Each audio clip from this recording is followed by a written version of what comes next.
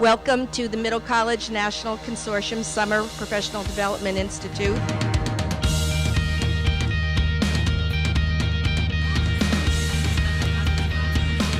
I'd like to welcome all of our old friends who have been here for years and years. This is the second year I've attended. I have been attending since 2002. And welcome all of the new people from all over the country. We've made a lot of progress this year. We had 10 schools, members of the consortium, that were recognized by U.S. News and World Report as the best high schools in the country. As a consortium, we believe that college access should be available for all students.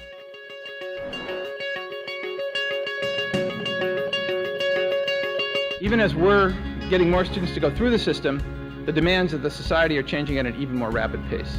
We're reaching a level here where we're educating as many students as we can to the highest levels we can. And if you think about the world into which students are entering now and the opportunities that they have, and I don't mean just for jobs, but I mean to survive. It's a fundamentally different world. So how can we make sure our students are well educated, not just to get a job, but to be able to deal with the complexity of the world in which they exist and be successful? So there's ways we can make kids more capable of engaging in more challenging material. With this poem, just give them a simple chart, and I focus what I want them to look at. And I want them to look at diction, images, and details. And I have them folded up, and I line it up like that. I said, let's just look at these three things with this really hard text, and let's see what you think. This poem is a good moment to talk about form.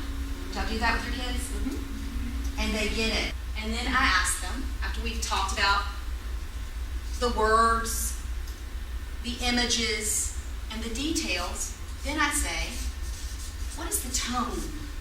What is the attitude that the poet seems to be taking toward death? Surrendering, accepting. Yes. What else is so wonderful is that they're not all the same. No. Students find their own way of interpreting the novel, and they're all valid, and that's very exciting.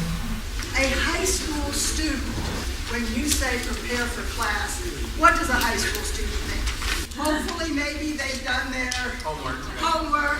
That's what a high school student is thinking. I'm a college instructor now. What do I want my students to do when I say you must be prepared for my class? Read ahead, exactly. So the bottom line, the high school student, they're going to use what they already have been taught in class. As a college instructor, I care that they work ahead. I want them to have read that chapter. So this first activity is teaching students to work ahead. Wow, that's interesting. Yeah. So what was your answer? 15-7? It's really rare to have high school representation on an academic senate. But I think it's very important because that's where you connect to the college. So you have to make that happen. Because if anything's going to destroy your partnership or keep it from developing, it's you don't have the behavior of your students together. And that's very important in a partnership. Your kids are to succeed, your teachers have to be up to the standards, and they have to make your kids college ready. You're going to send them on to college, and you send them in the junior year ready. So what we're talking about here is a distinction between a culture that is accommodating versus a culture that is collaborative.